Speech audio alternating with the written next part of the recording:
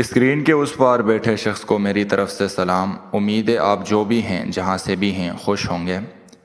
आज की कहानी आपके बारे में होने वाली है। आज की कहानी आपके पेरेंट्स के बारे में होने वाली है, या कुछ यूँ कहूँ कि यंगर जनरेशन्स और ओल्डर जनरेशन्स के बारे में होने वाली है।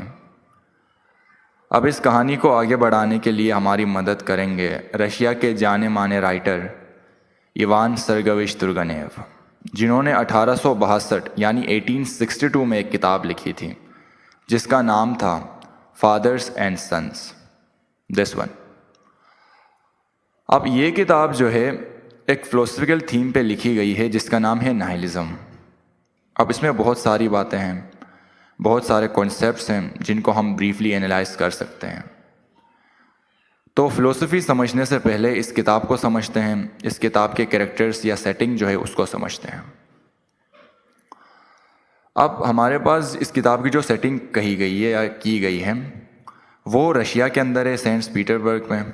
और इवान सर्गेविच तुर्गनेव भी रशियन जो है हमारे पास राइटर थे, तो उन्होंने रशिया के अंदर यानी सेंट पीटर्सबर्ग और जो करीबी इलाके जो हैं उसमें हमारे पास इस किताब की जो है सेटिंग बिठाई है, यानी सेटिंग कराई है।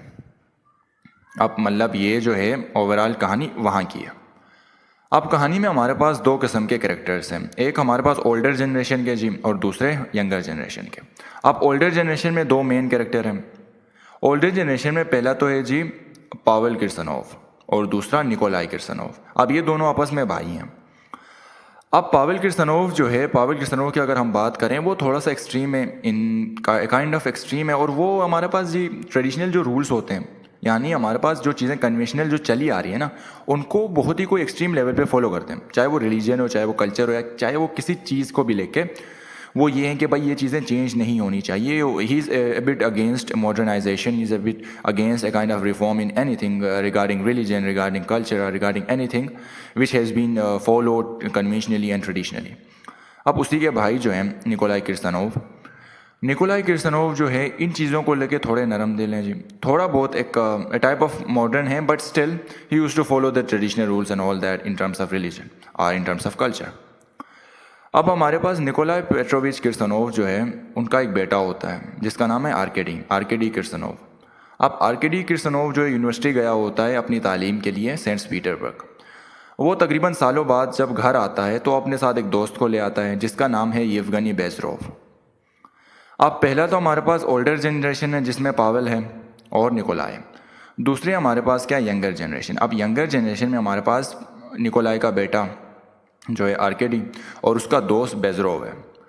अब सबसे मेन कैरेक्टर यहाँ पे जो है वो बेजरोव है। अब ये बेजरोव कैसा बंदा है? वो एक ऐसा बंदा है जो अपने आप को निहिलिस्ट बोलता है। निहिलिस्ट से मुराद, नाइलिज्म पूरी एक फ़िलोसफ़ी है, वो सारी चीज़ों को रिजेक्ट कर देता है। यानी जो हमारे पास बिलीव्स पहले से जी बनी हुई है ना, वो उन सारों को रिजेक्ट कर देता है। यानी जो साइंस आपसे मनवा रही है, यानी जो प्रैक्टिकल आपको दिखा रही है जी, वो फॉलो करो। और जो चीज़ें फॉलो करने के लायक नहीं है, या मतलब आप उनको देख के, आप उसको देख के सेटिस्फाई नहीं होते, वो आपके माइंड में सही से अपनी जो एक डेफिनेशन है वो क्लैरिफाई उसकी नहीं होती, तो आप उसको नहीं मानो। मतलब किसी चीज़ का फ़ायदा नहीं है। वो नाइलिस्ट इन द सेंस कि भाई वो किसी हर चीज़ को रद्द करने वाला, आप आम जुबान में ये कह सकते हैं भाई हर चीज़ को रद्द करने वाला। वो ना तो रिलीजन को इतना सीरियस लेता है, ना कल्चर को इतना सीरियस लेता है, ना ट्रेडिशन को, किसी भी चीज़ को वो सीरियस नहीं लेता। यानी वो किसी भी चीज़ को नहीं मानता। उसका ये है कि कॉन्फिडेंट है, नॉलेजेबल है, और हमेशा यही डिबेट में लगा रहता है कि भाई साइंस जो है, साइंस इज़ बेटर। अपने साथ वो एक्सपेरिमेंटेशन करता रहता है, दूसरे अपने इन्वायरमेंट में एक्सपेरिमेंटेशन करता रहता है। वो science he is a kind of lab experiment thing, भाई कि यही चीज़ें करो। तो उसके बाद वो घर आता है। अब घर आके उनके फादर्स वगैरह जो हैं उनसे मिलता है, ठीक है। तो वो आपस में क्या डिस्कशन वगैरह करते हैं। अब डिस्कशन करने में होता क्या है, अब आर्केडी जो होता है वो he is a kind of imitating, he is a kind of copying Bazarov. अब वो कॉपी कर रहा होता है। वो रियल में कोई नाइलिस्ट तो नहीं है, वो नाइलिज्म को इतना फॉलो करता नहीं है। जो आर्केडी का जो बेटा है वो करता नहीं है, लेकिन वो अपना जो दोस्त है ना, उसको ऐसा लगता है कि मतलब उसके दोस्त जो हमारे पास आर्केडी, उसको ऐसा लगता है कि वो जो दोस्त है वो तो यार ही इज़ ए परफेक्ट गाय, भाई मुझे तो उसको कॉपी करना है। अब उसको समझ कुछ नहीं आता नाइलिज्म का, उसको कुछ भी समझ नहीं आता। He doesn't know any certain thing about it, he doesn't experience the real nihilism and he doesn't know that what real nihilism is. but he's trying to get in it, and still he's on the borderline. He's not too complicated in terms of religion or in terms of culture, but still he used to follow the footsteps of Arcady, as well as binding yourself with his father and his all old kind of tradition which he used to follow. अब वो दोनों side पे चल रहा है. He is a kind of having a balanced kind of position now. तो उसके बाद जब बेजरोव जब आता है तो वो अजीब अजीब किस्म के जो है ना एक्सपेरिमेंट करता रहता है. कभी मेंढक पकड़ने जो है ना चला जाता है, कभी रिलीजन के ऊपर बात कर रहा होता है. तो मतलब वो जब बात करता है तो वो ये बोलता है कि भाई देखो, साइंस के अलावा जो भी चीज़ें हैं ना जी, वो जो फालतू हैं. मतलब ये कि वो किसी बिलीफ को वैलिडेट नहीं करता, वो किसी किस्म के रिलीजियस जो एफिलिएशन है, किसी किस्म की कल्चर, कुछ भी, मतलब उसको ऐसा लगता है भाई सब फालतू है, सब बकवास है. These all are just shit, these all are just a kind of waste. भाई कुछ नहीं है इसमें, कुछ नहीं रखा है. यानी साइंस जो आपसे करवा रही है, साइंस मतलब जो कर रही है, वो आप मानो बस. अब उसका क्या है, उसके डेफिनेशंस अलग हैं. यानी अगर आप उससे पूछो कि भाई व्हाट्स ब्यूटी, तो वो बोलेगा जी हार्मोनल काइंड ऑफ रिएक्शन है जिसको देख के आपके माइंड को अच्छा लगता है, वही है.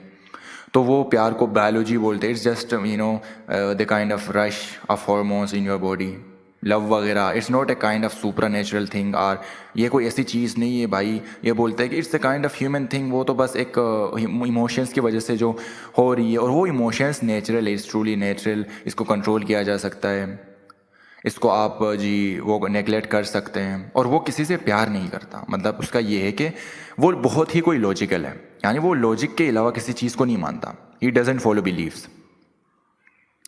अब कहानी आगे बढ़ती है. अब कहानी जब आगे बढ़ते हैं, इसमें बहुत सारी कहानियाँ हैं, क्योंकि कोई 350 से ऊपर की मेरे ख्याल में वो पूरी कहानी है. लेकिन हमें यहाँ से जो क्रक्स निकालना है, हमें अपना फ़लसफ़ा जो है वो निकालने की कोशिश करनी है. अब फ़लसफ़ा क्या है? नाइलिज़्म का फ़लसफ़ा है. अब ये सारी चीज़ें हो रही होती हैं जब हमारे पास पेवेल जो होता है वो, और किर्सनोव जो है, यानी पेवेल किर्सनोव और अपना येवगनी बेजरोव जो है, उनकी बातें जब हो रही होती है ना, वो हमेशा आपस में लड़ते हैं भाई. क्योंकि पेवेल जो होता है वो जाहिर सी बात है एक रिलीजियस बंदा है, काइंड ऑफ ट्रेडिशनलिस्ट हम कह सकते हैं कि ट्रेडिशनलिस्ट बंदा है. उसको अपने जो पहले के जो हमारे पास रूल रेगुलेशन है उनको फॉलो करना होता है. अब येवगनी नाइलिस्ट है, वो किसी रूल रेगुलेशन को नहीं मानता, और वो किसी को मतलब कुछ नहीं मानता. तो फिर उसके बाद क्या होता है, उसके बाद हमारे पास कहानी आगे बढ़ती है. और अब देखें, अब एक काइंड ऑफ स्टेज सजी हुई है भाई, मतलब एक मैदान सजा हुआ है कि उसमें एक साइड पे जी फादर्स हैं. फादर्स से मुराद निकोलाई पेट्रोविच किर्सनोव और पावेल पेट्रोविच किर्सनोव, एक साइड पे ये लोग हैं. दूसरे साइड पे हमारे पास जी येवगनी बेजरोव जो है वो अकेला खड़ा है. अकेला क्यों खड़ा है? क्योंकि तीसरा हमारे पास जो वो है आर्केडी जो है, यानी बेजरोव का दोस्त जो है, आर्केडी जो है अपना निकोलाई का बेटा, वो तो सेंटर लाइन पे. वो मतलब ये है कि वो is a kind of doing a thing for kind of मेडिएशन. के वो ऐसा चाहता है कि भाई मतलब दोनों एक हद तक सही है, आप भी अपने एक हद तक सही हो, आप भी एक हद तक सही हो. तो चीज़ें आगे बढ़ती हैं. ये दोनों जो है पावेल और अपना बेजरोव जो है वो आपस में थोड़े बहुत राइवल फीलिंग देते हैं कि भाई एक दूसरे को ख़िलाफ़ होते हैं. फिर उसके बाद पावेल जो होता है वो अपना ये आर्केडी जो होता है वो बेजरोव को लेके जाता है उसके एक जानने वाले के पास, जिसका नाम था एना ओडिनस्टोव. हाँ, उसका नाम था एना. अब एना ही बुलाएंगे क्योंकि दूसरा नाम रशियन नाम भाई बहुत मुश्किल है, तो एना उसका फर्स्ट नेम है. तो एना से मिलने जाता है. और बेजरोव जो है ना, अब पहले बेजरोव क्या बोलता था, भाई लव तो जी वेस्ट, लव कुछ नहीं होता, love is a thing which can be controlled. But जब वो एना से मिलता है तो एना तो बहुत खूबसूरत होती है, और फिर अपना बेजरोव जो है वो अपने इमोशंस को सही से कंट्रोल नहीं कर पाता. He a kind of fell in love with Anna. अब वो एना से प्यार कर बैठता है. अब एना से जब वो प्यार कर बैठता है तो अब वो इजहार भी इस तरीके से सही तरीके से नहीं कर रहा होता है. लेकिन कहानी आगे बढ़ती है.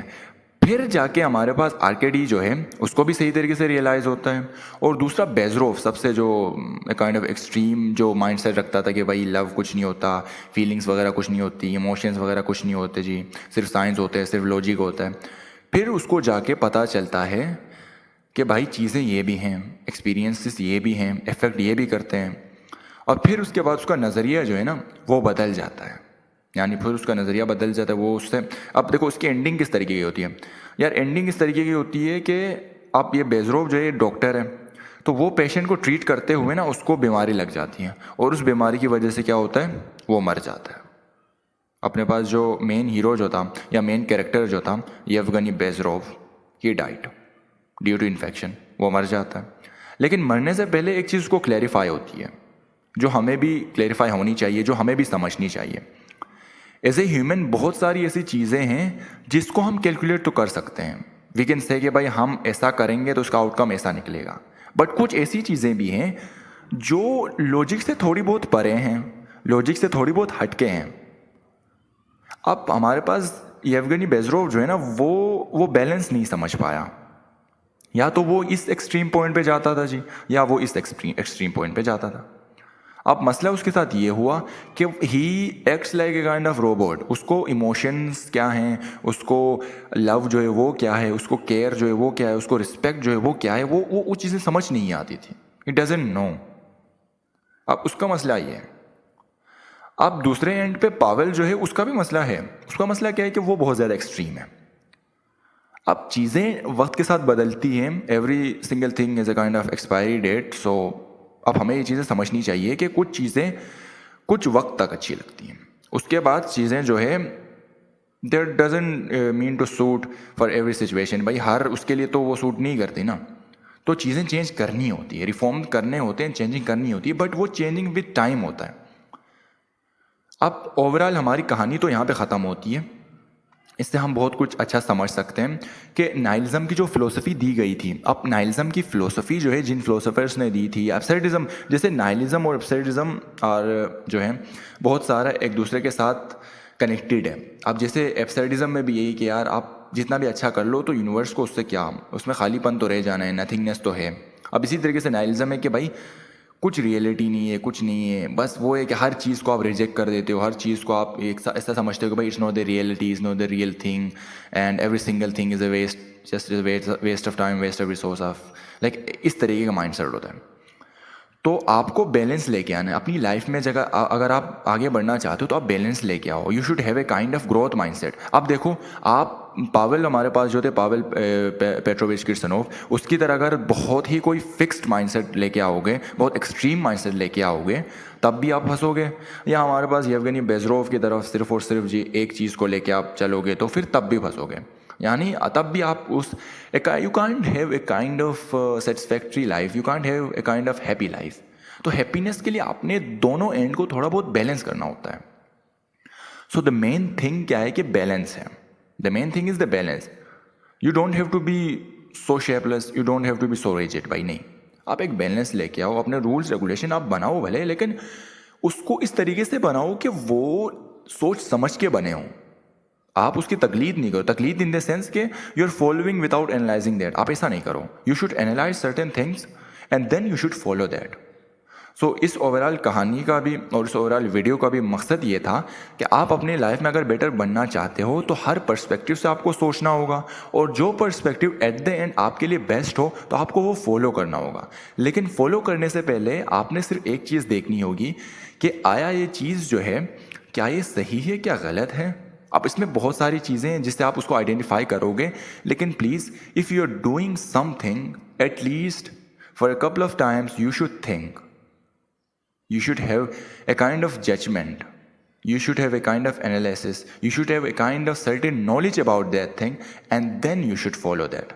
चाहे वो किसी भी चीज़ में हो, किसी भी लाइफ के एस्पेक्ट में हो, आप पहले चीज़ों को समझो और फिर उसको फॉलो करो। एंड नॉलेज ज़्यादा से ज़्यादा गेन करते रहो, बुक्स वगैरह जो ज़्यादा से ज़्यादा अपने जॉनरा के हिसाब से, अपने टेस्ट के हिसाब से आप पढ़ते रहो। और अगर आपको ऐसी फ़िलोसफी के रिलेटेड, साइकोलॉजी के रिलेटेड, या किसी भी किस्म के, जो हमारे पास लिटरेचर के वर्क भी मैंने स्टार्ट कर दिए हैं खैर, तो इसके रिलेटेड अगर किसी किस्म की वीडियो चाहिए, that would be a kind of book review, book summary और वट एवर इट इज़, तो आप नीचे कमेंट कर सकते हैं। और इसके साथ साथ आप ये भी कमेंट कर सकते हैं कि इस वीडियो में कौन सा पार्ट आपको अच्छा लगा और कौन से पार्ट में आप मुझे इम्प्रूवमेंट की ज़रूरत है। So thank you for your time, take care.